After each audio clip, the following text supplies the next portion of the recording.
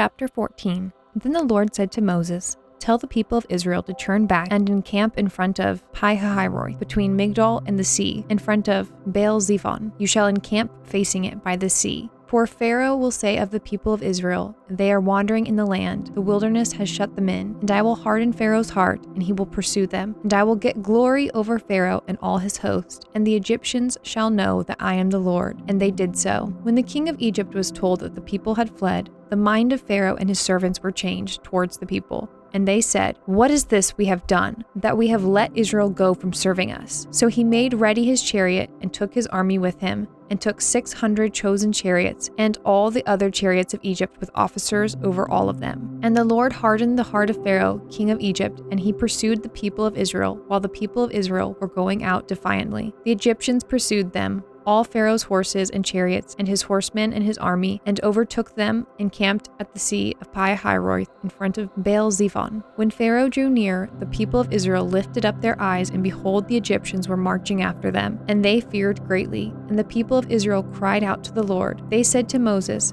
"Is it because there are no graves in Egypt that you have taken us away to die in the wilderness? What have you done to us in bringing us out of Egypt? Is not this what we said to you in Egypt? Leave us alone that we may serve the Egyptians. For it would have been better for us to serve the Egyptians than to die in the wilderness." And Moses said to the people, "Fear not, stand firm and see the salvation of the Lord, which he will work for you today. For the Egyptians whom you see today, you shall never see again. The Lord will fight for you, and you have only to be silent." The Lord said to Moses, "Why do you cry to me? Tell the people of Israel to go forward. Lift up your staff and stretch out your hand over the sea and divide it, that the people of Israel may go through the sea on dry ground. And I will harden the hearts of the Egyptians, so that they shall go in after them, and I will get glory over Pharaoh and all his host, his chariots and his horsemen. And the Egyptians shall know that I am the Lord, when I have gotten glory over Pharaoh, his chariots and his horsemen." Then the angel of God who was going before the host of Israel moved and went behind them, and the pillar of cloud moved from before them and stood behind them, coming between the host of Egypt and the host of Israel. And there was the cloud and the darkness, and it lit up the night without one coming near the other all night. Then Moses stretched out his hand over the sea, and the Lord drove the sea back by a strong east wind all night, and made the sea dry land,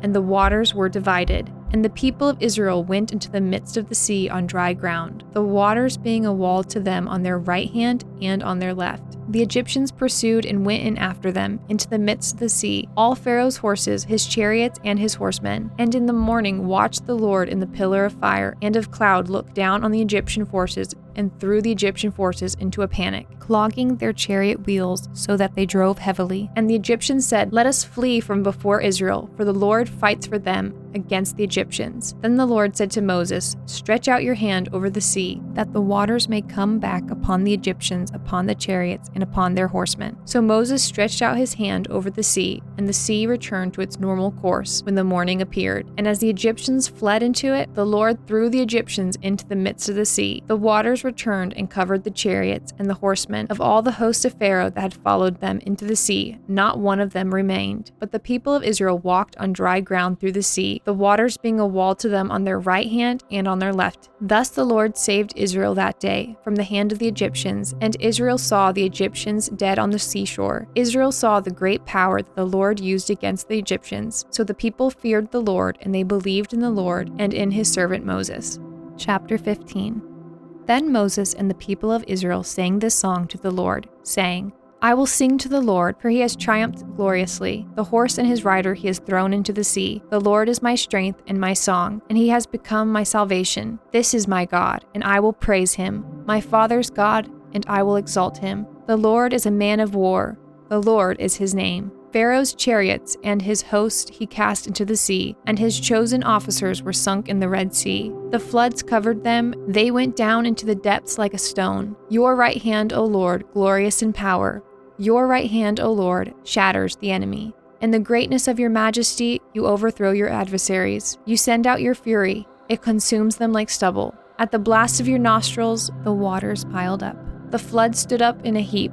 The deeps congealed in the heart of the sea. The enemy said, I will pursue, I will overtake, I will divide the spoil, my desire shall have its fill of them. I will draw my sword, my hand shall destroy them. You blew with your wind, the sea covered them. They sank like lead in the mighty waters. Who is like you, O Lord, among the gods? Who is like you, majestic in holiness, awesome in glorious deeds, doing wonders? You stretched out your right hand, the earth swallowed them. You have led in your steadfast love the people whom you have redeemed. You have guided them by your strength to your holy abode. The peoples have heard. They tremble. Pangs have seized the inhabitants of Philistia. Now are the chiefs of Edom dismayed. Trembling seizes the leaders of Moab. All the inhabitants of Canaan have melted away. Terror and dread fall upon them. Because of the greatness of your arm, they are still as a stone. Till your people, O Lord, pass by. Till the people pass by whom you have purchased. You will bring them in and plant them on your own mountain. The place, O Lord, which you have made for your abode. The sanctuary, O Lord, which your hands have established. The Lord will reign forever and ever. For when the horses of Pharaoh with his chariots and his horsemen went into the sea, the Lord brought back the waters of the sea upon them. But the people of Israel walked on dry ground in the midst of the sea. Then Miriam, the prophetess, the sister of Aaron, took a tambourine in her hand, and all the women went out after her with tambourines and dancing. And Miriam sang to them, Sing to the Lord, for he has triumphed gloriously. The horse and his rider he has thrown into the sea. Then Moses made Israel set out from the Red Sea, and they went into the wilderness of Shur. They went 3 days in the wilderness and found no water. When they came to Marah, they could not drink the water of Marah because it was bitter. Therefore it was named Marah. And the people grumbled against Moses, saying, What shall we drink? And he cried to the Lord, and the Lord showed him a log. And he threw it into the water, and the water became sweet. There the Lord made for them a statute and a rule, and there he tested them, saying, If you will diligently listen to the voice of the Lord your God, and do that which is right in his eyes, and give ear to his commandments, and keep all his statutes, I will put none of the diseases on you that I put on the Egyptians. For I am the Lord, your healer. Then they came to Elim, where there was 12 springs of water, and 70 palm trees, and they encamped there by the water. Chapter 16. They set out from Elim, and all the congregation of the people of Israel came to the wilderness of Sin, which is between Elim and Sinai, on the 15th day of the 2nd month after they had departed from the land of Egypt. And the whole congregation of the people of Israel grumbled against Moses and Aaron in the wilderness. And the people of Israel said to them, Would that we have died by the hand of the Lord in the land of Egypt, when we sat by the meat pots and ate bread to the full? For you have brought us out into this wilderness to kill this whole assembly with hunger. Then the Lord said to Moses, Behold, I am about to rain bread from heaven for you, and the people shall go out and gather a day's portion every day, that I may test them, whether they will walk in my law or not. On the 6th day, when they prepare what they bring in, it will be twice as much as they gather daily. So Moses and Aaron said to all the people of Israel, At evening you shall know that it was the Lord who brought you out of the land of Egypt, and in the morning you shall see the glory of the Lord, because he has heard your grumbling against the Lord. For what are we that you grumble against us? And Moses said, When the Lord gives you in the evening meat to eat, and in the morning bread to the full, because the Lord has heard your grumbling that you grumble against him, what are we? Your grumbling is not against us, but against the Lord. Then Moses said to Aaron, Say to the whole congregation of the people of Israel, Come near before the Lord, for he has heard your grumbling. And as soon as Aaron spoke to the whole congregation of the people of Israel, they looked towards the wilderness, and behold, the glory of the Lord appeared in the cloud. And the Lord said to Moses, I have heard the grumbling of the people of Israel. Say to them, At twilight you shall eat meat, and in the morning you shall be filled with bread. Then you shall know that I am the Lord your God. In the evening quail came up and covered the camp, and in the morning dew lay around the camp. And when the dew had gone up, there was on the face of the wilderness a fine flake-like thing, fine as frost on the ground. When the people of Israel saw it, they said to one another, What is it? For they did not know what it was. And Moses said to them, It is the bread that the Lord has given you to eat. This is what the Lord has commanded.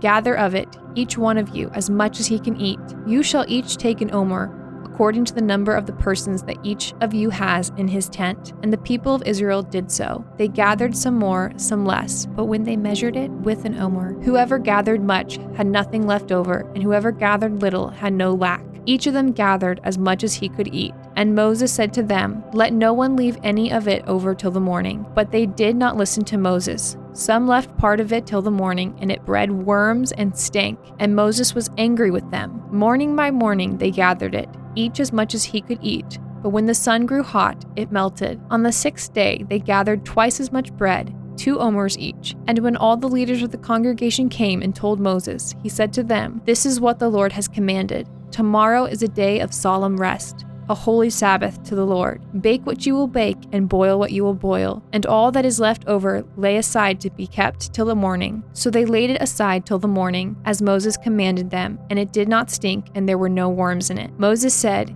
"Eat it today, for today is a Sabbath to the Lord. Today you will not find it in the field. 6 days you shall gather it, but on the 7th day, which is a Sabbath, there will be none." On the 7th day, some of the people went out to gather, but they found none. And the Lord said to Moses, "How long will you refuse to keep my commandments and my laws? See, the Lord has given you the Sabbath. Therefore, on the 6th day, he gives you bread for 2 days. Remain each of you in his place. Let no one go out of his place on the 7th day." So the people rested on the 7th day. Now the house of Israel called its name manna. It was like coriander seed, white, and the taste of it was like wafers made with honey. Moses said, "This is what the Lord has commanded. Let an omer of it be kept throughout your generations, so that they may see the bread with which I fed you in the wilderness, when I brought you out of the land of Egypt." And Moses said to Aaron, "Take a jar and put an omer of manna in it and place it before the Lord to be kept throughout your generations. As the Lord commanded Moses, so Aaron placed it before the testimony to be kept." The people of Israel ate the manna 40 years, till they came to a habitable land. They ate the manna till they came to the border of the land of Canaan. An omer is the 10th part of the ephah.